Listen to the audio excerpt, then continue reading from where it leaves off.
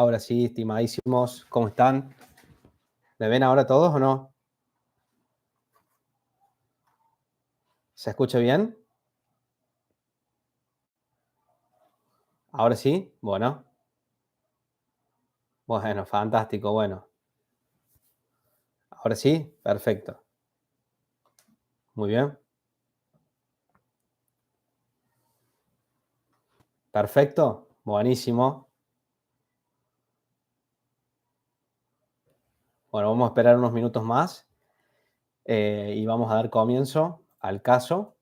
Bueno, entiendo que todos ustedes ya tienen el caso descargado en el lugar donde estén, porque el caso está limpio, es decir, el caso práctico lo tienen justamente todos en limpio, todavía no tiene, digamos, respuestas, no está, digamos, dilucidada cada una de las partes de los aspectos jurídicos justamente que tenemos frente al caso práctico. Y bueno, yo en definitiva, espérenme que justo me llega el mensaje de WhatsApp, muchos, bueno, a ver, perfecto.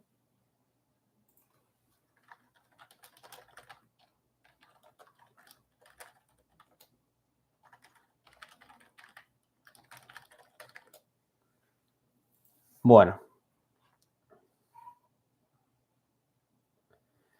ahí está. Bueno, les decía, vamos, y los que no tenemos el caso descargaron y sabía que estaba mano bregada, bueno. En ese caso, Eduardo, bueno, habría que descargarlo. A ver, pasa que en el chat yo no sé si lo puedo.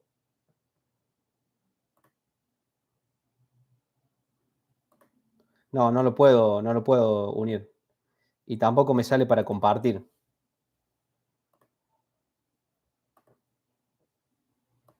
No, no me deja. Mm, mm. Bueno, descárguenlo. Pasa que tampoco armé un Zoom porque si eran más de 100 no me iba a dejar estar justamente. Igual no importa, queda grabado y después lo escuchan. ¿Estamos? Bueno,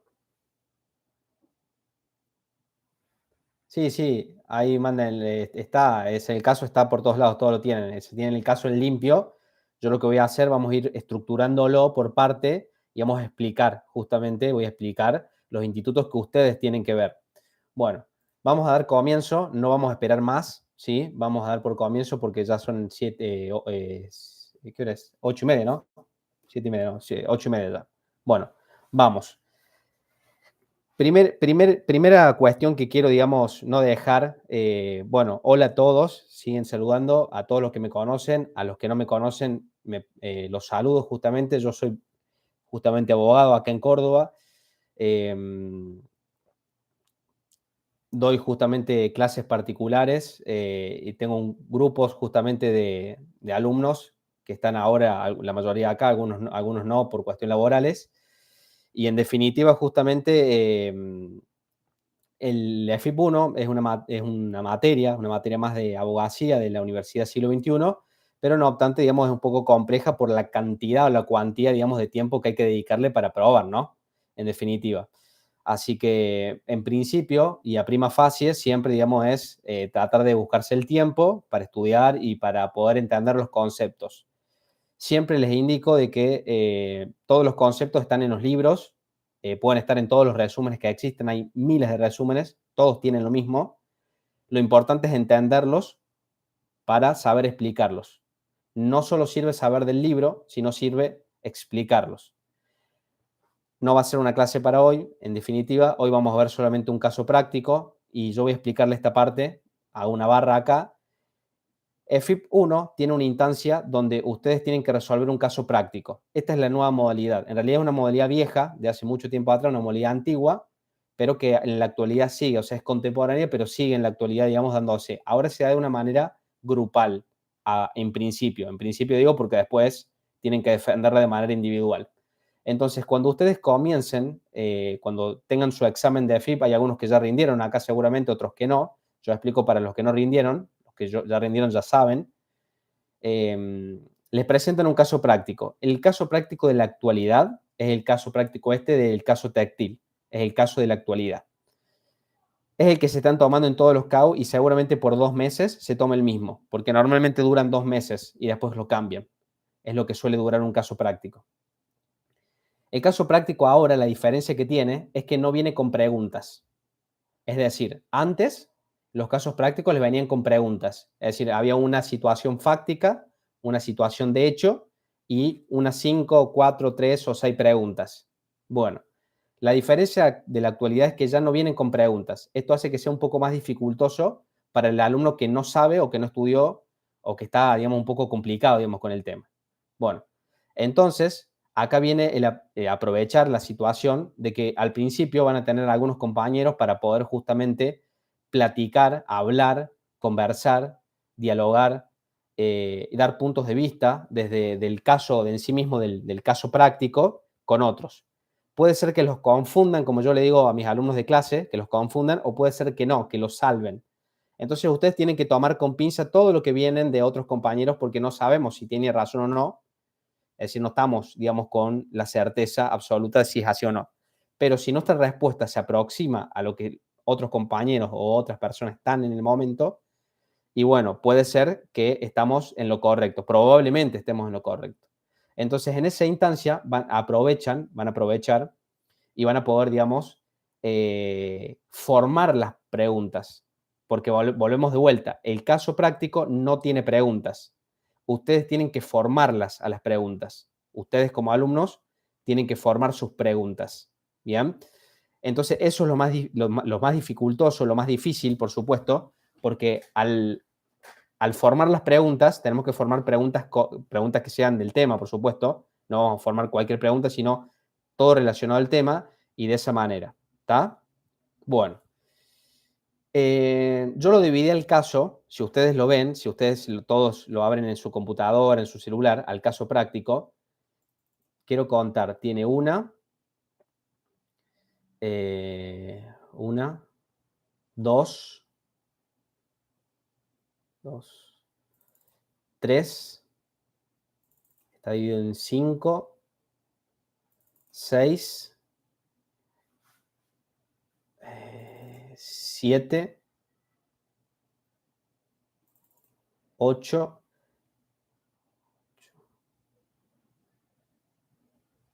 9. Está dividido en 9 partes. Es decir, está dividido en 9 partes. ¿Bien? En 9 partes. Ya ahí tenemos 9 partes dentro justamente del caso práctico. 9 partes. ¿Bien? Es decir, cada terminación de una idea se hace un punto y aparte y se continúa con otra nueva idea. Bueno, entonces tenemos 9 ideas en el trabajo. Es largo. En este vivo no, pero en otro vivo vamos a explicar los otros 2 casos, porque son 3 en la actualidad. Hay 3 casos que son los que están tomando. Hoy es este. Los otros, analizarlos, ya los vamos a analizar. No es muy importante porque este es el que se está tomando en la actualidad, pero puede ser que vuelva a salir porque también son muy recientes. Bien, este tiene 9 partes. Entonces, ¿qué tenemos que hacer? Dividir las 9 partes primero, después de cada, digamos, situación, para poder comprender. Bueno, y de estas 9 partes, que tenemos, vamos con la primera. La primera, si me siguen, empieza la señora Sabrina González y termina en esposa Carmela. ¿Bien? Entonces, la señora Sabrina González y termina en Carmela. Esa es la primera parte. ¿Bien? Vamos a leerla y vamos a ir comprendiendo cuál es el análisis de qué pregunta podemos hacer o qué tipo de preguntas nos pueden surgir de esta primera parte, de la primera. Entonces, el caso nos dice, la señora Sabrina González nos da el DNI, es propietaria, voy a hacer un paréntesis, voy a subrayar esa parte. La señora González, yo después le comparto esto a todos. Bien, después me escriben por privado y yo se los comparto y después lo tiran a los grupos. Bueno, tenemos la señora Sabrina González y da el DNI. Ya nos está dando un dato. El primer dato nos está dando, nosotros estudiamos la materia privado 1. Y la materia privado 1 o bases del derecho privado nos habla de la persona humana. Entonces ahí ya tenemos una primera pregunta o una primera respuesta que dar. Vamos a hablar de la persona humana, que es Sabrina González. Y nos da un atributo, porque nos da el nombre. Entonces nos da el primer nombre. Entonces Sabrina es una persona humana. ¿Qué preguntas pueden salir de acá? Bueno, ¿cuándo comienza la existencia de la persona humana? Es la primera pregunta que se nos puede surgir. ¿Cuándo comienza? Y bueno, ¿cuándo comienza la existencia de la persona humana? El Código Civil y Comercial de la Nación, el nuevo actual, digamos, el nuevo código, nos da una definición específica, no nos especifica justamente qué es la persona humana. Pero tenemos en el artículo 19 del código, tenemos justamente una definición de cuándo comienza esta existencia o la concepción de la persona humana, que analógicamente vamos a utilizar para poder manifestar nuestra respuesta. Entonces, la persona humana, es decir, la Sabrina González, que sería en este caso, vamos a dar la respuesta en principio que es desde cuando comienza la concepción, es decir, desde el momento de que la persona se es persona, es decir, es un sujeto que tiene, digamos, una personalidad jurídica y goza de la protección de nuestro ordenamiento jurídico, es decir, de nuestra ley. A su vez, acá nos pueden surgir otras preguntas que serían los atributos de las personas humanas. Entonces podemos, digamos, seguir o nos pueden preguntar sobre los otros 3 atributos de las personas humanas. Hasta ahí tenemos. Es decir, nos pueden preguntar por capacidad, por domicilio y por estado. Es decir, son los otros 3 atributos que corresponderían a esta parte de preguntas. Bien. Después de ahí continuamos con la frase del caso práctico. Hasta ahí tenemos una primera pregunta y hice 2 preguntas más sobre esa. Nos dice que es propietaria de una pyme dedicada a la producción textil de hilos sintéticos y naturales a fin de abastecer la gran demanda del mercado por productos más amigables con el medio ambiente. Cassini Textiles, S.A., Sociedad Anónima. Bien. Acá nos da justamente otra pregunta. Porque nosotros en la materia también estudiamos, en la unidad 3 estudiamos personas jurídicas. Entonces, acá ya nos da otra pregunta que es de la primera parte. La pregunta que nos da justamente es, ¿qué es una persona jurídica? ¿Cuándo comienza su existencia la persona jurídica? ¿Cuáles son los atributos? Porque nos está dando el nombre, es decir, nos está dando el nombre de la persona jurídica, al menos acá nos da el nombre de la persona jurídica, y ahí estamos. Entonces, también estamos hablando de una sociedad anónima, no estamos hablando de cualquier persona jurídica, estamos hablando de una SA, es decir, una persona jurídica privada. Entonces nos está dando otra definición y otra forma, digamos, de englobarlo. Bueno, hasta ahí estamos con, bueno, después nos dice que nos vuelve a dar un nombre. Exacto, sociedades, Ana, correcto. Es decir, estamos hablando de persona jurídica unidad 3. Bueno, ahí nos sigue dando por su padre, Evaristo González, nos vuelve a repetir justamente la persona humana, nos da un año, bueno, listo. Hasta ahí llegamos con la primera parte. O sea, nos vuelve a repetir lo mismo que ya estuvo en las preguntas anteriores. Vamos con la segunda parte. La segunda parte empieza desde la que dice, desde hace 10 años la empresa creció y termina entre 60 y 90 días de plazo. Bien, bueno, acá tenemos varias cuestiones en estos párrafos. Hay distintas cuestiones, justamente distintas cuestiones hay acá. Primero, tenemos justamente desde hace, vamos a citarlo, desde hace 10 años la empresa creció, bueno, seguimos hablando de persona jurídica, las innovaciones que introdujo la nueva gerente, principalmente en el área tecnológica y comercial y abarca mayores mercados por medio de las ventas online. Su principal proveedor de colores para teñir las telas es Adalberto Cito. Bien, no está hablando de persona jurídica de vuelta, no está hablando de la persona humana, que es Adalberto Cito, DNI, es otra persona justamente humana. Bien. Y ahí nos da un quit. Empresa de gran trayectoria situada sobre la ruta 23 en el acceso sur de la ciudad. Bueno, acá nos da otro dato. Sí, es decir, termina en ventas online. Después nos dice, su principal proveedor de colores para teñir las telas es Alberto Cito, que acá, repito, nos habla de la persona humana de vuelta, nos da el DNI, propietario de Cito Tex SRL, nos está hablando también de una persona jurídica privada, nos da el quit y después nos dice que es una empresa de gran trayectoria, situada sobre la ruta 23. Bien. En el acceso sur de la ciudad. Acá nos da otro dato. Nos da justamente dos datos. Nos vuelve a repetir persona jurídica privada, pero acá nos da el dato del domicilio. Entonces, el primer dato es persona jurídica de la parte del domicilio. Es decir, si lo segmentamos, nos daría esa parte. Arriba, en la primera parte, nos daba el nombre, acá nos vuelve a repetir el nombre, pero aparte cita el domicilio de la persona jurídica. Bien. Después, vamos al siguiente. Después nos dice, desde mucho antes que la señora González tomara la dirección de la empresa, el acuerdo de pago que se había mantenido entre ambos comerciantes era de un pago anticipado del 50% del valor de compra y el saldo a 60 días sin interés o extensible a 90 días, al 12% de interés en el último mes, sin documentar y con solo el compromiso de palabra. Bueno, acá nos está segmentando dos situaciones. Yo he visto otros colegas justamente que analizaron este punto y mi análisis es el siguiente. Es decir, acá ingresan dos cuestiones. El contrato de compra-venta es un contrato no formal. ¿Qué significa que sea un contrato no formal? Es decir, que la ley, al margen, digamos, de los elementos esenciales que tienen los contratos, la ley nos permite hacerlo como querramos dentro del marco, digamos, del orden público, de la ley, la moral y las buenas costumbres, que es la excepción. Después el resto nos da justamente la posibilidad de armarlo como querramos.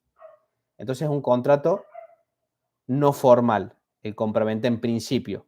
Después el compraventa también tiene la formalidad cuando hablamos de bienes registrables, de los bienes registrables y demás. El contrato de compraventa, en lineamientos generales, es decir, en los usos y costumbres, se utiliza siempre, en principio, lo utilizan por usos y costumbres para bienes registrables. Se usa. Después tenemos el boleto de compra-venta, que hablamos justamente cuando hablamos de bienes inmuebles. Pero, acá en principio, entiendo que los profesores quisieron dividirlo en dos partes. Yo leí hasta un punto donde dice compromiso de palabra, o sea, un contrato verbal, no un contrato físico escrito, verbal. Y después yo voy a subrayar la última parte del párrafo que dice, pero como consecuencia de una serie de cambios en la firma para adecuarse a los nuevos tiempos y contrarrestar los efectos negativos del mercado, la intromisión de la tecnología y las regulaciones fiscales, se ha generalizado la exigencia de pago con anticipo y de saldo documentado en un pagaré a 60 o 90 días de plazo. Entonces, ¿qué es lo que pasa? En esta última estrofa, en el último párrafo que acabo de leerle esta estrofa, nos está hablando ya de un contrato de compraventa, obviamente un contrato de compraventa de consumo. Es decir, está haciendo un contrato con la empresa textil para comprar las telas. Es decir, le está comprando los colores para teñir las telas. Bien. Ya lo está registrando. Pero antes de esto, exactamente, Romina. Después voy a leer lo que pone en el chat porque si no, no vamos a terminar más. Primero vamos a hablar todo el caso y después yo le respondo las preguntas. Anótense las preguntas para hacerla al último. En este punto tenemos dos situaciones más. Ahí justo leí los comentarios mientras iba analizándolo. Y ahí Vivi y Romy, está correcto lo que indicaron. Es decir, primero voy a hablar de una relación de consumo. Es decir, la relación de consumo, ¿a dónde la encuentro? En el artículo 1092 del Código Civil. Bueno, ahí tenemos la relación de consumo. ¿Por qué? Porque la relación de consumo no es específicamente la relación de consumo entre las partes.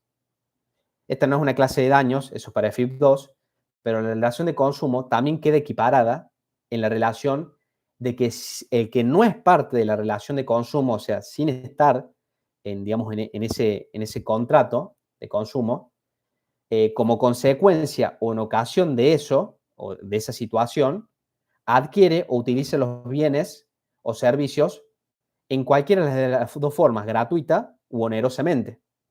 Entonces, ahí estamos frente a una relación de consumo. Después vamos a hablar dentro de la relación de consumo, que es algo que también yo siempre recomiendo no estudiarlo porque no hace falta, no es ítem de una pregunta de FIP, pero sí hay que saber que existe esta ley, la Ley de Defensa del Consumidor, que es la Ley 24240. Esta ley regula las relaciones de consumo, se regula la figura del proveedor y regula al consumidor final, es decir, a ambos regula esta ley. Entonces, da los presupuestos mínimos, fácticos, empíricos que deben estar dentro justamente de la situación de hecho, a efectos de regular las partes que cumplan con lo que el ordenamiento jurídico les manifiesta. Entonces, esta ley, la 24240, en su artículo número 1, acá vuelve a repetir y vuelve a ser reiterativa con lo que acabo de explicarle de la relación de consumo del artículo 1092 del Código Civil. Por eso es que lo explico que al menos esta parte nos habla de una relación de consumo. No habla solo del contrato de compra-venta de consumo, sino habla también de esta relación de consumo. El artículo de compra-venta, estamos hablando justamente, estamos hablando del artículo 1123 del Código Civil, donde vamos a hablar justamente del contrato de compra-venta, la cosa y un precio. ¿Bien? Bueno. Y por último, al último de este párrafo, habla de 60 a 90 días. Bueno. Esto, para los contratos, estamos hablando de un elemento accidental del contrato. Nos vamos a remitir a la materia privado 3 o la materia de contratos y nos habla de los elementos accidentales. Entonces, los elementos accidentales, no chicos, no toman la ley justamente la ley de defensa del consumidor. Tienen que explicar qué es la ley, digamos, para qué regula la ley, pero no le toman justamente la ley. En esta FIP, no. Es decir, quien ha dicho eso no es correcto, les toman justamente no la ley completa, sino qué es la ley que regula, que es lo que acabo de explicar. Los elementos del contrato, justamente, o elementos accidentales del contrato, hablamos de un elemento que se llama de plazo. Entonces acá nos remitimos a otra pregunta, que son los elementos accidentales. Los tres elementos accidentales pueden ser justamente también ser parte de una pregunta aquí. Obviamente la que menciona el texto es la de plazo, habla de una temporalidad. Habla del artículo, justamente también podemos decir, en esta última parte, podemos mencionar el artículo 350 del Código Civil, que habla de este elemento accidental de plazo. Y hasta ahí estamos con este punto. Vamos a, si no me equivoco y voy bien, vamos al tercero.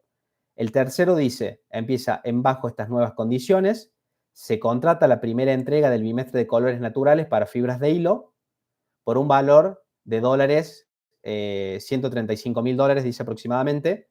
La única excepción a favor de Citotex para justificar la modificación de los plazos o las condiciones de entrega es la fuerza mayor. Al momento de contratar se abona el 60% y por el saldo se firma un pagaré con vencimiento al 13 de noviembre por 54.136 dólares, más el 4,5 de interés en caso de incumplimiento del pago dentro de los siguientes 15 días, subsiguientes a la fecha pactada. El vendedor le informa que el tipo de tinte que encargan se encuentra en escasez en el exterior y que podrían haber mayores demoras, bueno, en la entrega del pedido debido a la eventualidad. Bueno, acá en este caso nos vuelven a mencionar lo mismo, es decir, lo mismo que dijimos anteriormente. Habla de un elemento accidental de plazo y habla del contrato de compra-venta. Lo mismo. Vamos a el quinto. La entrega del producto debe hacerse el día 4 de agosto en los talleres de la empresa ubicados en la calle Pública. Acá abrimos un corchete, volvemos a hablar persona jurídica privada y hablamos del domicilio. Es decir, hablamos del artículo 152 del domicilio y la sede social. Acá nos pueden preguntar el domicilio. Habla de un horario de 8 a 12 que abre esta empresa, horario en que se encuentra encargado el señor Armando Sáenz Peña, persona humana de vuelta, atributo nombre. Luego se retira para cubrir las recepciones del local del centro, por lo que se ruega puntualidad. El señor Sáenz Peña está divorciado. Acá volvemos a hacer, voy a subrayar esta parte. Nos está hablando, el señor Sáenz Peña está divorciado recientemente de la señora Carla Isolina Quero mediante divorcio por presentación conjunta, un divorcio bilateral. Bueno, nosotros no estudiamos acá familia, parte de FIP 2, pero sí estudiamos qué es un acto jurídico. Y casarse en esta situación es un acto jurídico. Entonces ahí nos remitimos al artículo 259 de acto jurídico. Es decir, acá hablamos del señor Sáenz Peña, está divorciado, es un acto jurídico. Y también ergo a esto, que se ha divorciado, cuando una persona se divorcia, ¿qué es lo que cambia? Y cambia el estado de la persona, es decir, uno de sus atributos, estar casado a divorciado, es decir, modifica. Entonces ahí nos pueden preguntar qué es el estado como atributo de la persona humana. Bien, vamos al sexto, empieza en Luis Luna, portero del taller de 65 años de edad, queda a la espera de la entrega de mercaderías. En el proceso de descarga de los productos, a uno de los ayudantes, Juan Mendoza, que maneja la grúa de descarga de Cassini, pierde el control. Bien, acá voy a subrayar, en el proceso de descarga de los productos a uno de los ayudantes, Juan Mendoza, voy a señalar a Juan Mendoza, lo señalizamos, pierde el control y se caen las pilas de textiles que desplazan e impactan contra dos obreros del taller, Eduardo Cejas y Lautaro Ramos, y un empleado de Citotex, Carlos Enrique Soles, que guiaba al conductor de la grúa. ¿Bien? Bueno, ahí hacen un punto y me dice, se ocasionan heridas leves a ambos empleados. Voy a subrayar esa parte también. Y se rompe la rampa de descarga del camión. En este momento, el señor Luna llama al servicio de emergencia para que asistan a los heridos en ese momento. Eduardo Cejas es operado de la rodilla en el Hospital Carmen de Patagones y tiene licencia por 3 semanas. Bueno, acá hay algunas cuestiones laborales que no van en este FIP. Bueno, primero tenemos la responsabilidad de la persona jurídica por los daños a los empleados. Es decir, es el primero que subraye. Acá el código hace una diferencia entre la persona humana y la persona jurídica. Bien, entonces acá la persona humana, es decir, el señor Juan Mendoza estaba trabajando, es decir, estaba, es un empleado de la persona jurídica privada, lo cual dentro, digamos, del establecimiento de este sitio, de este lugar, el que va a responder frente a esta situación de hecho es la persona jurídica y no la persona humana. Entonces acá nos vamos al artículo 143, donde nos habla de la personalidad diferenciada. Entonces, donde diferencia el patrimonio, digamos, de cada una de las partes, quién es el que responde. En este caso, según este texto, al menos, el que va a responder es la persona jurídica y no la persona humana. Es decir, no le van a hacer un juicio a la persona humana para que responda por ello, sino va a responder la persona jurídica. Acá hace la diferenciación el código. Y el último párrafo, el que subrayamos que dice se ocasionan heridas leves a ambos empleados, vamos a hablar justamente del artículo 89, justamente. Sí, María del Carmen, correcto. Exacto, justo ya lo había mencionado. Vamos a hablar del artículo 89 del Código Penal de lo que denominamos lesiones leves.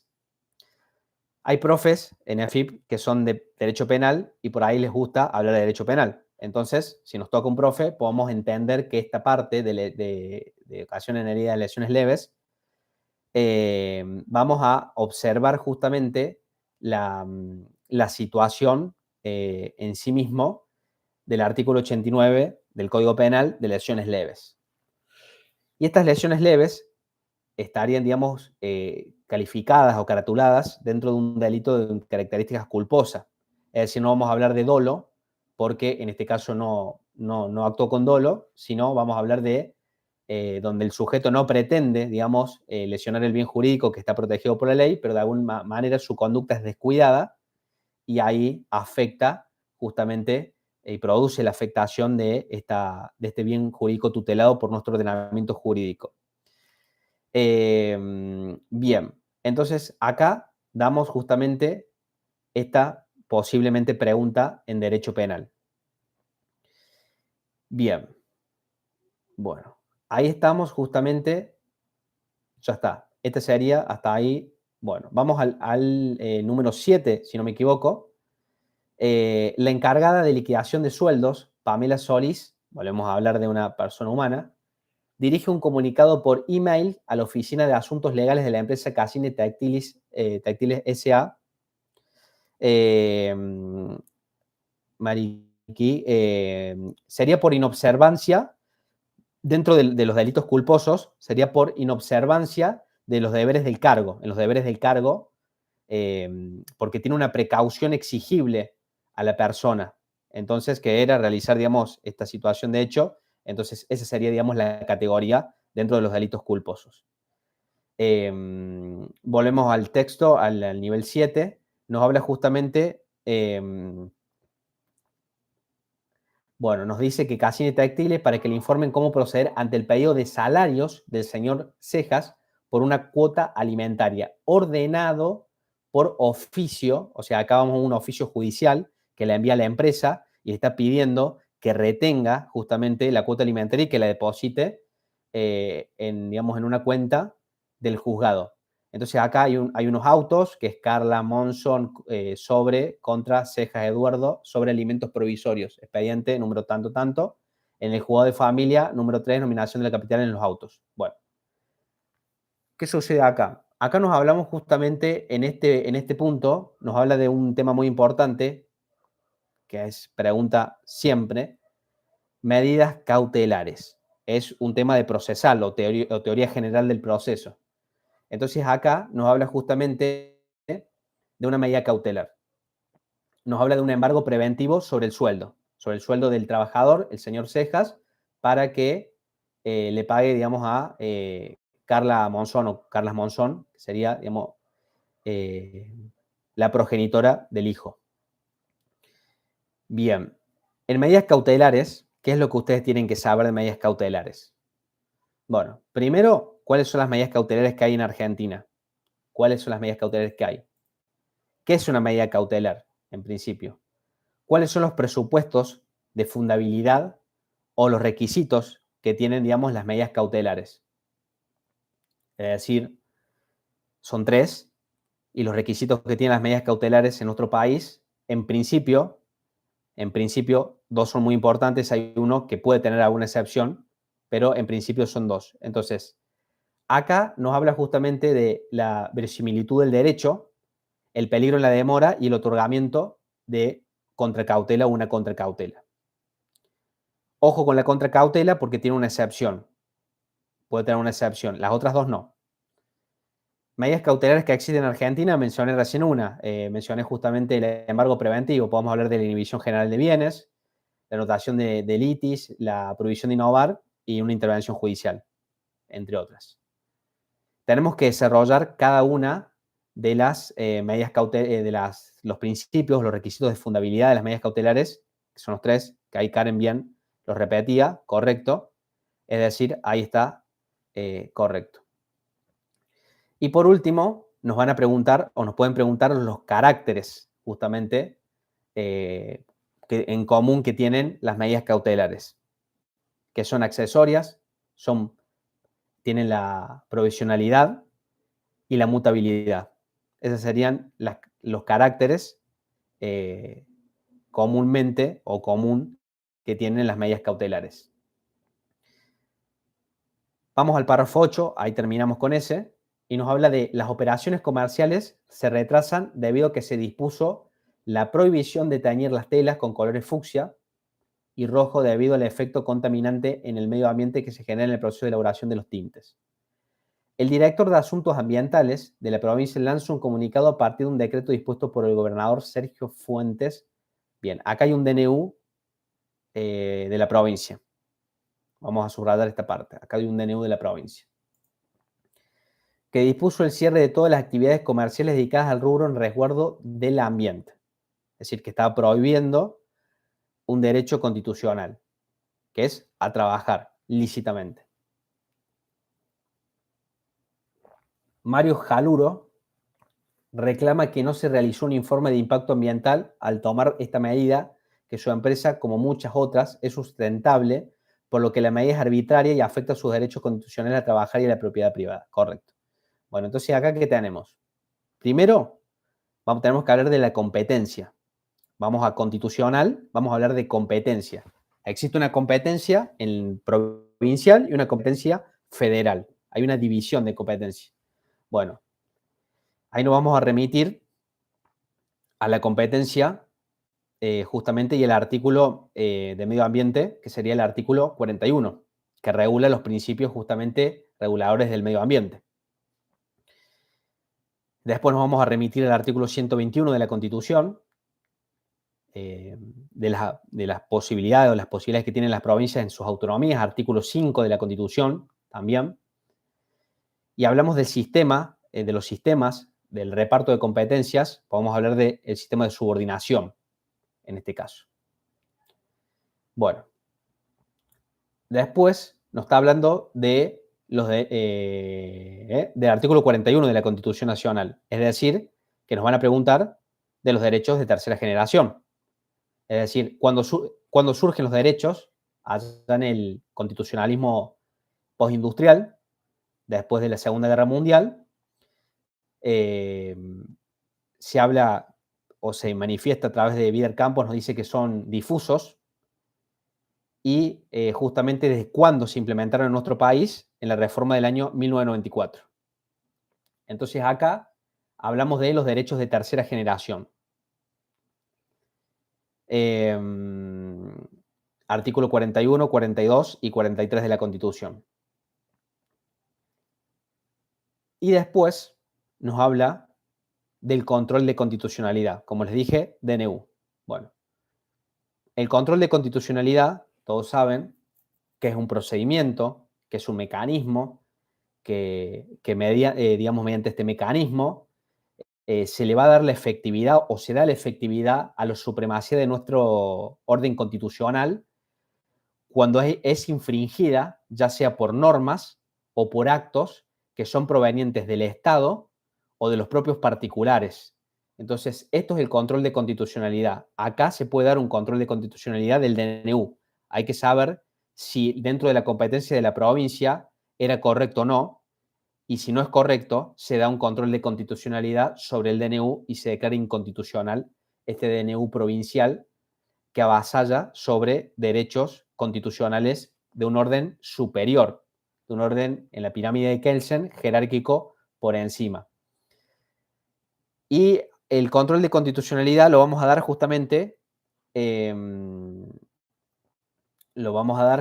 dentro de los derechos de primera generación. Entonces acá nos pueden preguntar los derechos de primera generación también. Entonces los derechos de primera generación, vamos a remitirnos a esos derechos que son los derechos civiles y por otro lado los derechos políticos. ¿Cuándo surgen estos derechos? Allá en el constitucionalismo clásico, a fines del siglo XVIII, y surgen con dos hitos históricos muy importantes que nunca jamás dejan de preguntar, que es la Revolución Francesa y la independencia americana. Bien.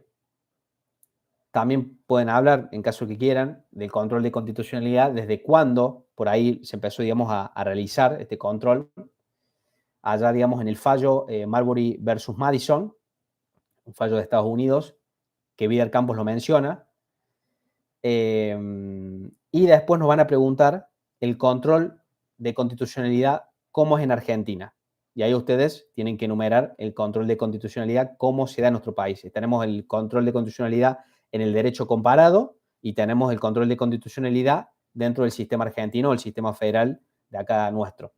Son un sistema jurisdiccional, difuso, incidental, efectos limitados, es decir, interpartes.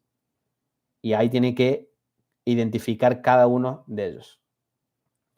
Por último, si estamos hablando de un control de constitucionalidad y encima estamos hablando de que se le está prohibiendo trabajar y usar su propiedad privada, clásico, acá pueden preguntar, ustedes pueden hablar de la acción o la medida de acción de amparo. En FIP 1 no se estudia, justamente, no se estudia, en principio no se estudia, la ley de amparo. No. Nosotros estudiamos el artículo 43 de la Constitución Nacional y tenemos que manifestar desde qué momento tenemos esta acción, qué es la acción de amparo, cuándo aplica, cuándo no, qué nos dice justamente la Constitución respecto a esto y nada más. Es decir, cuándo aplica, cuándo no y nada más. ¿Cuáles son las características que tiene una acción de amparo? Y hasta ahí estamos. Y por último, vamos al número 9, donde nos dice, el principal punto de venta al público de la firma Cassini, que se encuentra en el centro, en un local comercial amplio, que se alquila a su propietario. Perfecto, voy a subrayar esa parte, que se alquila, porque ahí vamos a hablar de contrato de locación para uso comercial. Desde hace 11 años. La ubicación es clave porque tiene acceso inmediato al área comercial, a las salidas de la ciudad, por lo cual cuenta con espacio para despachar los camiones. Además, tiene una planta alta donde está situada la oficina de asuntos legales de la empresa. El asiento es temporal mientras se termina la construcción del nuevo edificio de la empresa. Bueno, acá hacemos otro paréntesis. Estamos hablando de contrato de obra. La construcción está retrasada por las inclemencias climáticas que azotaron la zona en los últimos meses, por lo que se va a postergar la finalización 11 meses. Bien, lo mismo, el contrato de alquiler actual vence el 30 de octubre. Bueno, acá estamos hablando también de lo mismo, contrato de locación, pero acá nos está hablando de algunas cláusulas del contrato de locación y el propietario ya informó que no desea renovarlo porque está interesado en un nuevo proyecto con el espacio, el cual estará destinado a la construcción de 2 torres para viviendas y oficinas comerciales, una galería y un restaurante. Por esto, notifica en las oficinas centrales la no reanudación del contrato de alquiler y establece el plazo de desocupación del inmueble. Bueno, ahí tenemos entonces el contrato de locación y el contrato de obra. Contrato de obra, artículo 1251. Contrato de locación, bueno, ¿qué vamos a hablar? Vamos a hablar de contrato de locación, tenemos que hablar justamente primero el plazo mínimo, plazo máximo, justamente para un contrato de uso comercial que prevé la ley, artículo 1198 del Código. Habla de las obligaciones del locador y las obligaciones del locatario, el destino, que es para uso comercial, y por último habla de la extinción del contrato. Bueno, acá la extinción se da naturalmente, es decir, simplemente se termina el contrato. No hay ningún tipo, digamos, de extinción, digamos, unilateral. Es decir, es una extinción naturalmente porque el contrato finaliza, culmina. Vamos a hablar de los caracteres del contrato de locación. Ley de alquileres, exactamente. Bilateral, oneroso y conmutativo, y de tracto sucesivo, dado que los contratos de locación en algún momento terminan, culminan, finalizan. ¿Y por qué hay un contrato de locación? Artículo 1187 del Código. Ahí se habla justamente de cuándo existe un contrato de locación. Correcto.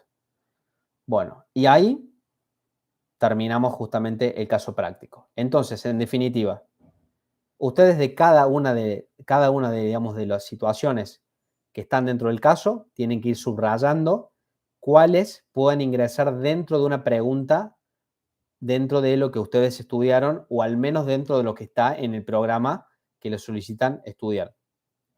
Bueno, voy a ver algunas preguntas que no respondí, a ver si me quedó no responder alguna. Si alguien quiere preguntar algo, puede preguntar ahora, aprovechar. Correcto, Eduardo, exactamente. Está correcto. Artículo 94 del Código Penal.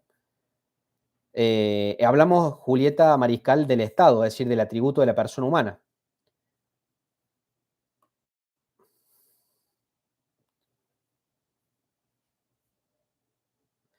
Fabiana Fernández, realmente, digamos, por ahí los casos prácticos están redactados así, tienen algunos errores tal vez por los profesores mismos, pero no, no sería una pregunta en sí mismo esa parte, digamos, que mencionas.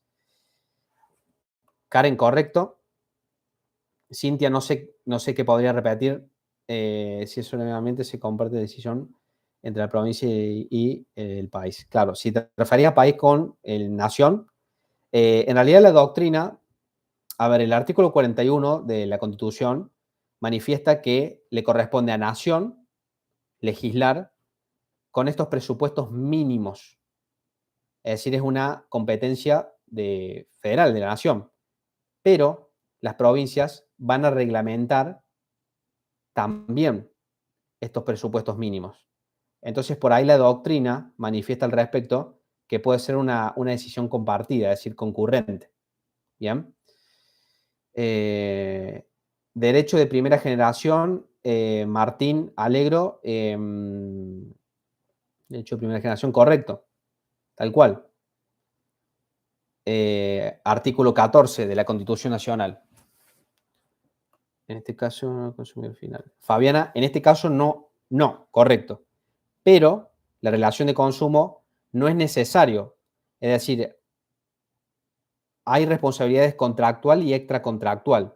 Entonces, frente a esa responsabilidad en la relación de consumo, hablamos justamente de una relación que se puede dar sin ser parte de la misma. Es decir, en ocasión de la relación que otro hace, donde vos podés utilizar onerosa o gratuitamente el servicio o el bien, también te equiparás en el mismo nivel. Es decir, vas a ser parte también de la relación sin haberlo sido.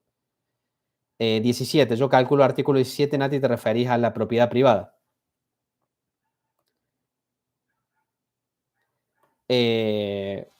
Losina Mirko. Sí, yo hice 2 preguntas de penal, pero por ahí puede ser que depende, el profesor, si es un profesor de penal, por ahí va a hacer alguna pregunta de penal, en el caso lo va a llevar. Por eso yo llevé a 2 preguntas de penal para que se pueda resolver. Exactamente, Martín, juicio ejecutivo podría ser.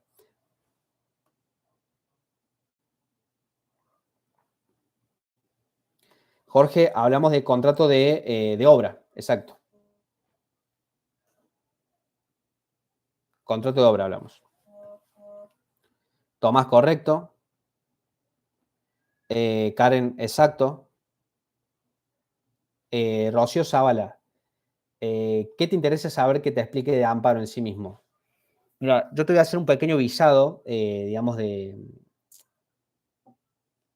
es decir, de lo que vos tenés que explicar frente a la figura de amparo.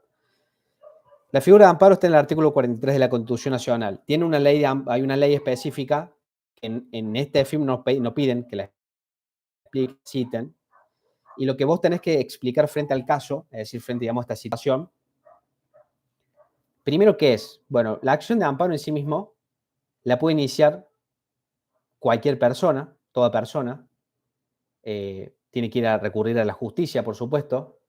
¿Para qué? Para proteger en manera o de carácter urgente un derecho o una garantía que sea desconocida o que por ahí se esté amenazando, como es el caso, que se está amenazando, porque no, o las dos juntas, puede ser por una autoridad pública o por una persona, es decir, o por una persona cualquiera.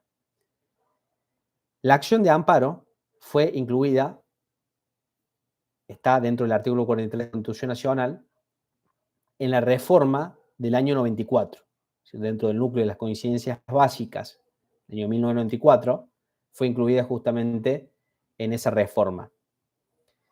Entonces, se tiene que amenazar, se tiene que restringir, se tiene que alterar, se tiene que lesionar un derecho que tiene que ser actual, inminente y tiene que ser aparte arbitrario o de manera manifiesta o de carácter manifiesta, y que abarque algún derecho que sea reconocido constitucionalmente dentro, digamos, de los derechos que mencionamos anteriormente, derechos o garantías que son reconocidas por nuestra Constitución Nacional. La única excepción que tiene la acción de amparo es sobre la libertad física, porque hay una acción determinada que es el habeas corpus, que aplica para esos casos en particular. Respecto a la acción de amparo, la justicia va a determinar en sí mismo si manifiesta positivamente el pedido o no. De eso se va a expedir la justicia, es decir, si hace lugar o no a la acción de amparo. Vos la podés hacer, porque la decisión, digamos, judicial va a ser otra o no. Después eso lo va a dirimir la justicia. Por ahí la excepción dentro del amparo es que no por cualquier cosa, obviamente vas a invocar porque no te van a hacer lugar, sino por las que mencioné recién, anteriormente, y a su vez también, es decir, cuando no exista otro remedio, otro recurso judicial, o también puede ser administrativo, que de alguna manera permita proteger este derecho o esta garantía constitucional dentro de la temporalidad que sea posible. Ahora, si esto es inminente, urgente, y bueno, ahí va la medida de amparo. Entonces, es excepcional, es extraordinaria, es de interpretación restrictiva por la justicia y es una regla procesal dentro de la excepción de una regla. Entonces, ahí es cuando se invoca la figura de amparo. Bueno, a ver, vamos a leer el chat acá, ¿qué más tenemos? Acá veo, bueno, donde habla de la medida afecta la propiedad, puede ser, exactamente, Nati, artículo 17 de la Constitución Nacional. Exacto, Karen, es correcto, eso ya lo hablamos en la clase de hoy. Ah, Ale, ¿cómo estás? Ah, estás con el YouTube de tu hijo. Sería medida incondicional porque aplicaría amparo la que una empresa que... No. Exacto, Sol, correcto. Romina, exacto, el juzgado federal. El otro caso con amparo. Hay que analizar el otro caso, todavía no lo vamos a analizar para no confundir. Acción de amparo, sí.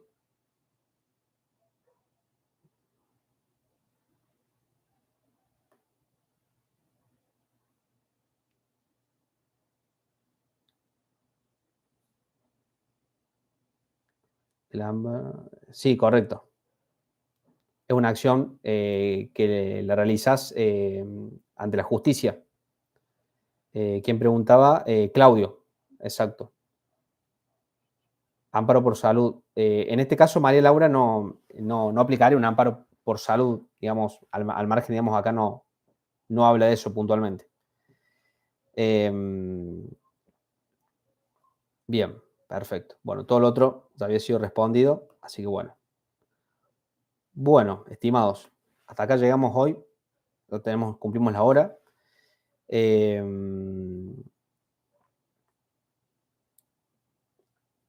Eduardo, no, artículo de derecho. No. Eduardo, en este caso, el artículo 41, 42 y 43, estamos hablando justamente de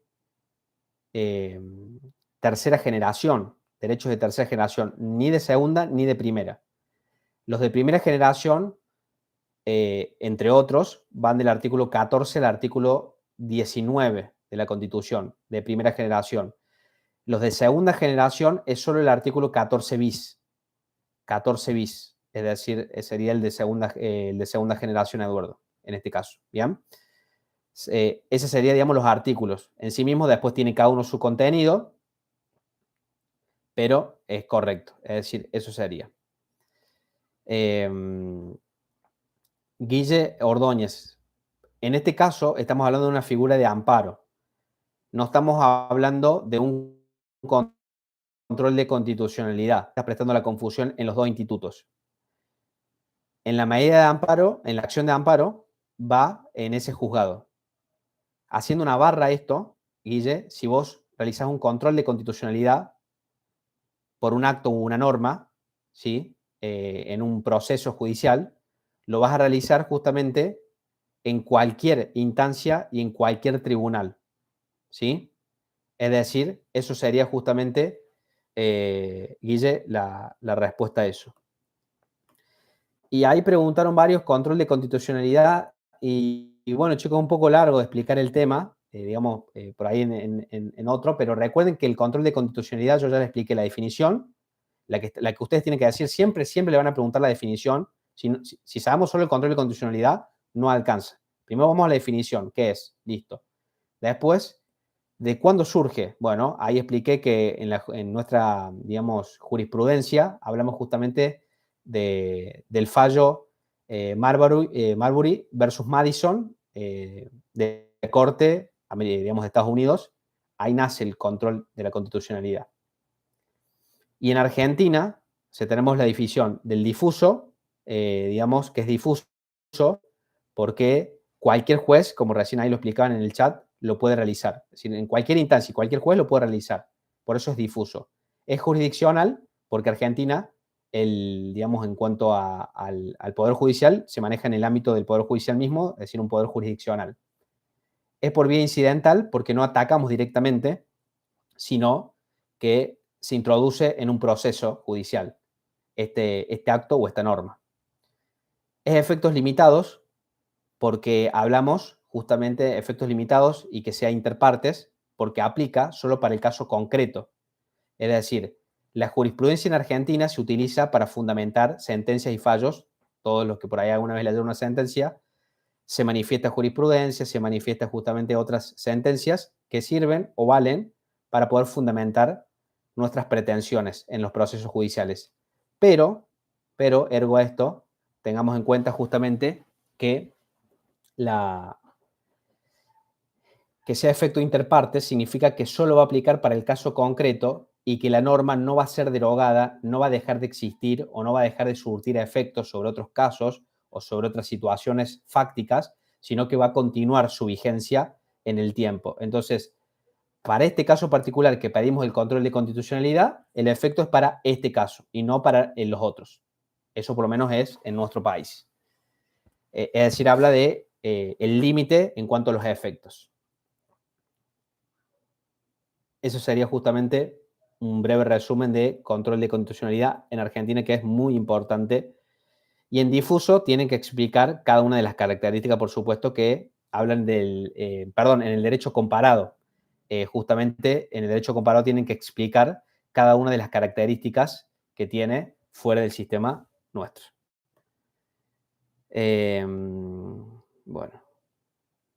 Bueno, por último, antes de que se vayan, rápidamente la pregunta que justamente nos manifiestan.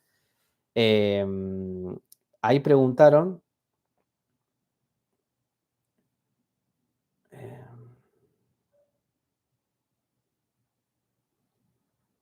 Exacto.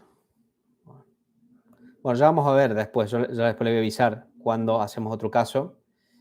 En el juzgado federal, Gustavo. En el juzgado federal. El juzgado civil y comercial federal. Graciela, en este caso sí. Mira, yo te diría que sí aplica. La primera parte habla de relación de consumo, después habla del contrato de compra-venta. ¿Bien? Efectivamente aplica así. A ver si me quedó alguna pregunta que me dieron. Bueno, de nada, chicos. Un placer como siempre. Un placer como siempre justamente poder ayudarlos. Y bueno, cualquier cosa, tienen mi número y estamos en contacto hasta una próxima clase. Un gustazo verlos. Y no sé si queda grabada. Creo que sí. Por lo menos para mis alumnos sí quedó grabada. Pero porque la grabé con otra plataforma. Para el resto, no, creo que sí, puede que sí o no. No sé si YouTube la deja en el canal. Gracias a todos. Nos vemos prontamente.